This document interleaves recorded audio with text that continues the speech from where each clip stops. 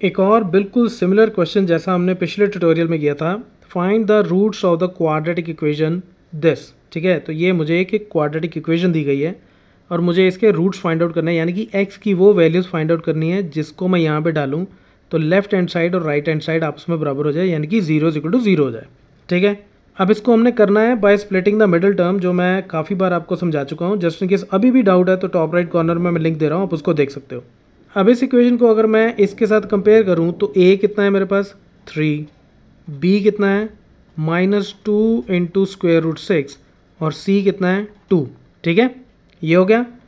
अब middle term को मुझे स्प्लिट करना है। मिडल टर्म क्या है मेरे पास -2 स्क्वायर रूट 6, तो मिडल टर्म है -2 इंटू स्क्वायर रूट 6।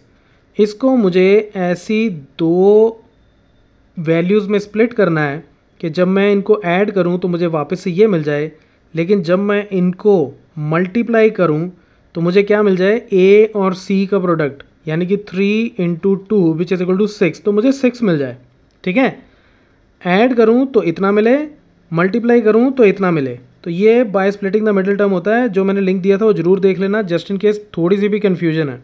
तो -2 इंटू स्क्वायर रूट 6 को मैं किन दो वैल्यूज़ में स्प्लिट कर सकता हूँ कि मल्टीप्लिकेशन 6 मिले।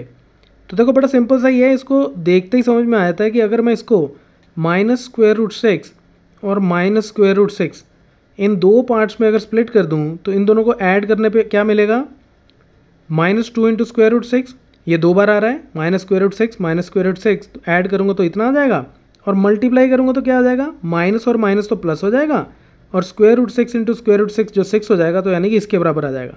तो सीधी सी बात है कि मुझे इस इक्वेशन को लिखना है 3x² minus square root 6x minus square root 6x plus 2 is equal to 0। तो मिडल टर्म को मैंने इन दो टर्म्स में स्प्लिट कर दिया, इसीलिए इसको बोलते हैं स्प्लिटिंग द मिडल टर्म। उसके बाद क्या करना है, ये पहली दो टर्म्स लो, फिर ये दो टर्म्स लो, और देखो इनमें कॉमन क्या क्या है। इन दोनों टर्म्स में क्या कॉमन है, इन दोनों टर्म्स में एक तो x कॉमन है, मुझे पता है, लेकिन अगर आप ध्यान से देखो तो स्क्वायर रूट 6 से square root 3 into square root 2 यही है ये। ठीक है, स्क्वायर रूट 6 ये है, और 3 को मैं लिख सकता हूँ square root 3 into square root 3, right. 3 को मैं ये लिख सकता हूँ square root 3 into square root 3, ये 3 हो जाएगा, और ये कितना हो जाएगा, स्क्वायर रूट 6। तो इसको मैं लिख लेता हूँ square root 3 into square root 3x² minus ये हो जाएगा square root 2 into square root 3x। ठीक है, स्क्वायर रूट 6 की जगह मैंने square root 2 into square root 3 लिख दिया, माइनस ये भी square root 2 into square root 3x plus 2 को भी मैं लिख सकता हूँ square root 2 into square root 2 is equal to 0। ठीक है, square root 2 into square root 2 कितना हो जाएगा, 2 हो जाएगा। सो जस्ट मैंने एक लेवल और लिख दिया, इसकी कोई खास ज़रूरत नहीं होती, अगर आप इसको क्विकली कर सको तो आप वैसे ही कर सकते हो।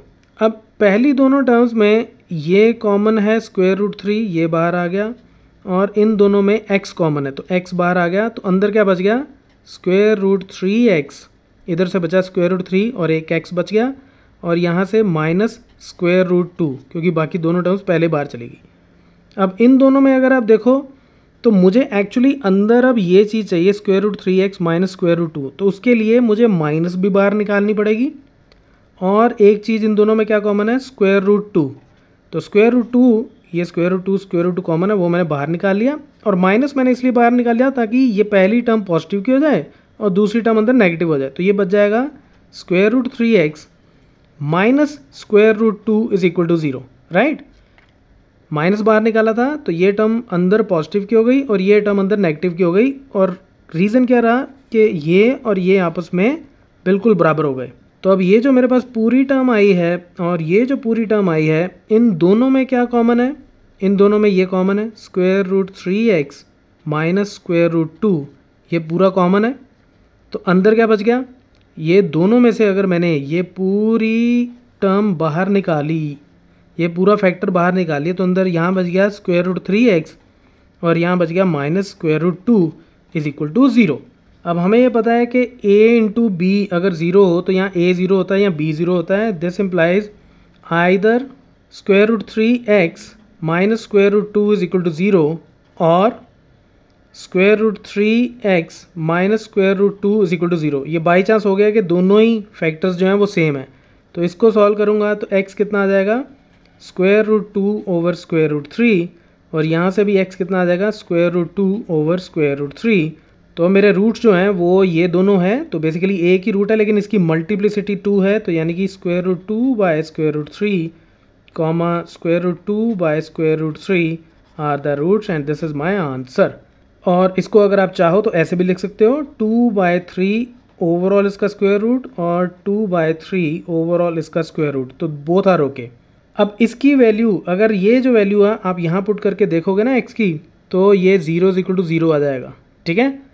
सो that's it from this tutorial, keep watching मैथमाफिया।